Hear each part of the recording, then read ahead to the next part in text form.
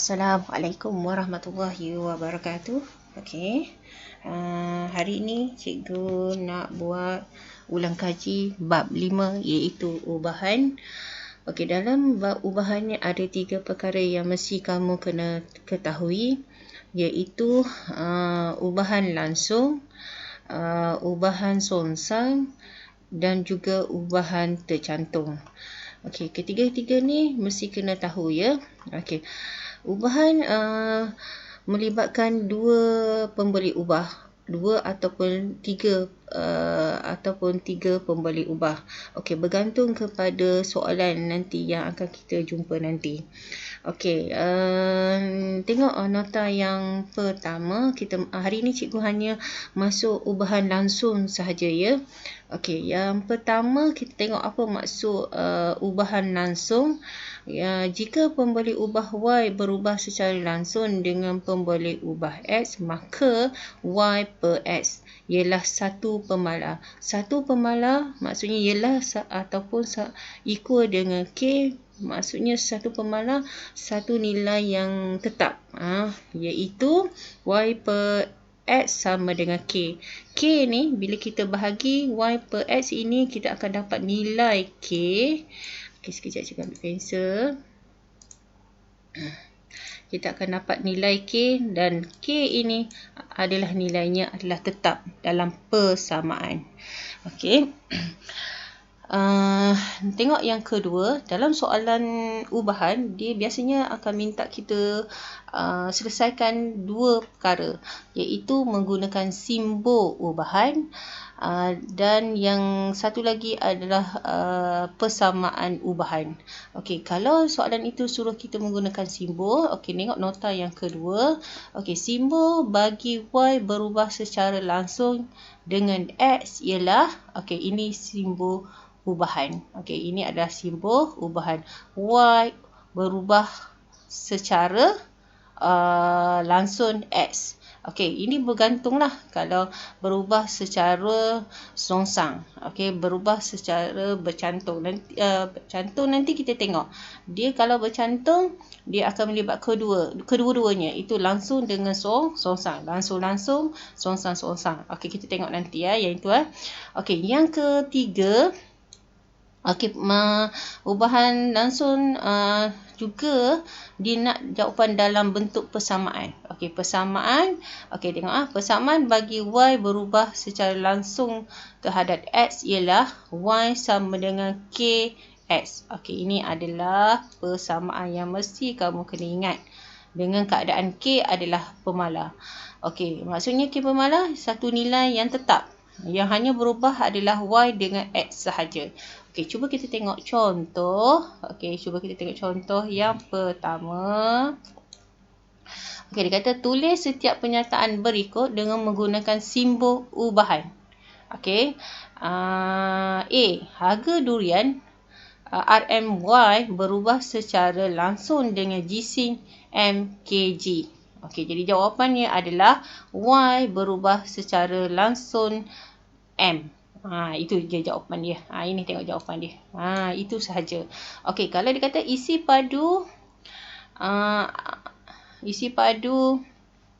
I berubah secara langsung dengan kuasa 3 jejari. Jadi J ini akan jadi J kuasa 3. Jadi ini adalah menggunakan simbol. Okey, untuk jawapan ubahan. Okey, manakala kita tengok contoh yang kedua. Okey, tengok contoh kedua, dia bagi kita dalam satu jadual.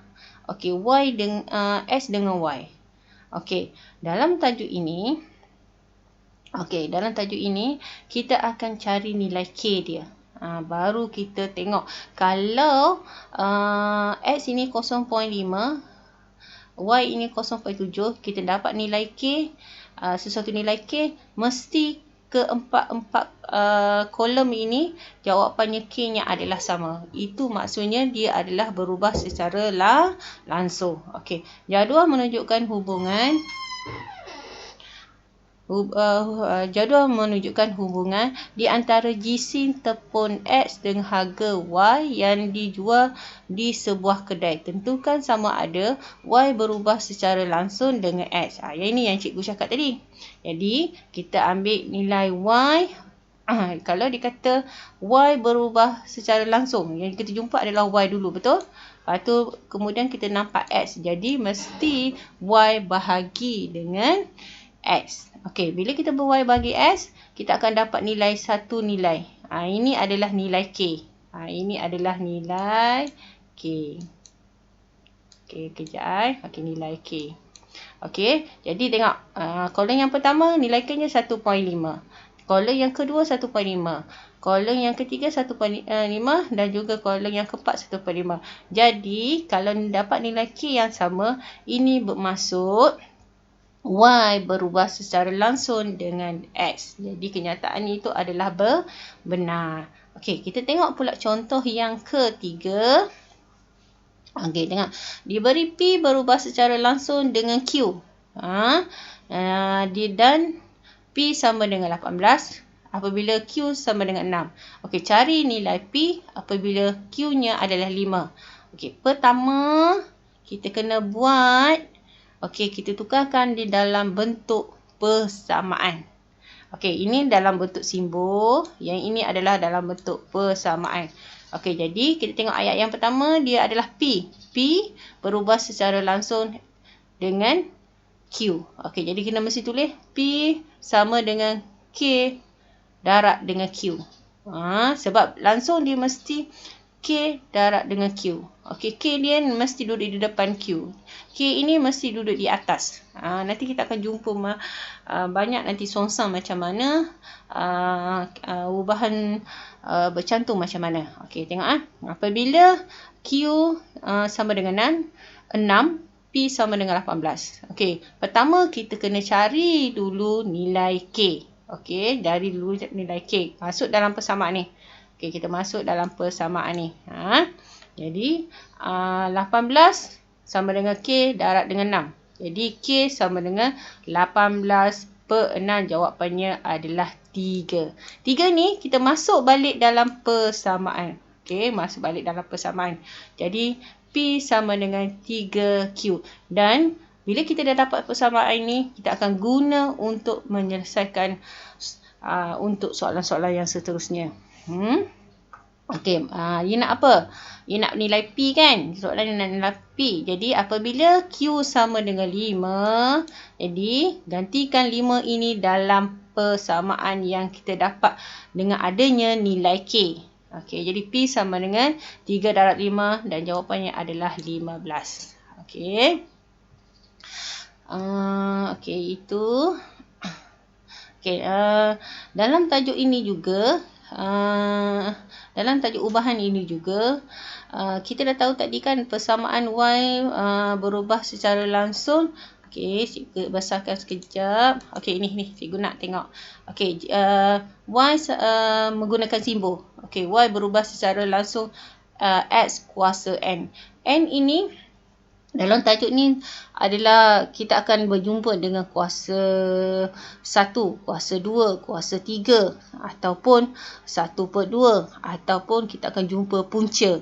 Okey, Y berubah secara langsung dengan punca kuasa X. Jadi nanti kamu akan nampak soalan-soalan begitu. Jadi yang ini cikgu nak kamu kena alert dengan soalan. Okey. Seterusnya kita tengok contoh yang keempat. Okey, tengok dia kata luas R bagi sebuah bulatan berubah secara langsung dengan kuasa 2 jejari. Ini yang cikgu cakap tadi tu. Bila biasanya dalam tajuk ubahan ni dia akan bagi dalam bentuk ayat. Jadi kamu akan buat dalam bentuk persamaan. Okey. Diberi luas, kita sambung balik dengan ayat ya. Diberi luas bulatan ialah 154 cm kuasa 2 apabila jejarinya adalah 7 cm. Okey, cari persamaan bagi L dalam sebutan J. Okey. B disuruh cari nilai J apabila L sama dengan 346.5 cm kuasa 2. Okey, tengok Tengok dia kata. Jadi ayat kata berubah secara langsung kan. Okey, jadi kena buat. Okey, ini gunakan simbol dulu. Okey, L berubah secara langsung J kuasa 2. Dalam bentuk persamaan dia akan jadi L sama dengan K J kuasa 2. Okey, apabila J sama dengan 7, L sama dengan 154. Jadi kita masukkan di dalam persamaan. Okey, tengok persamaan yang ini. Nak cari nilai K dulu. Pertama mesti kena cari nilai K dulu. Dan masukkan dalam persamaan balik. Okey, dah dapat nilai K, kita dapat 22/7 nilai K. Jadi kita masuk balik dalam persamaan. Okey, jadi L sama dengan 22/7 J kuasa 2. Baru kita guna untuk dapatkan jawapan untuk jejari. Okey, jadi dia nak jejari kan? Okey, nak jari. Jadi kita gantikan L itu 346.5 dalam persamaan dan guna balik persamaan yang kita dapat dengan nilai K. Ini. Dan kita akan dapat jejarinya adalah 10.5 cm. Okey. Jadi kena hati-hati. Okey, ingat pertama mesti kita jadikan dalam bentuk persamaan. Lepas itu kita dapatkan nilai K dan masuk balik dalam persamaan dan baru selesaikan mengikut soalan yang dikendaki. Okey. Harap-harap semua murid-murid cikgu faham. Nanti cikgu akan bagi soalan dalam buku teks dalam buku teks. Okey, kita tengok buku teks ya. Okey, ni.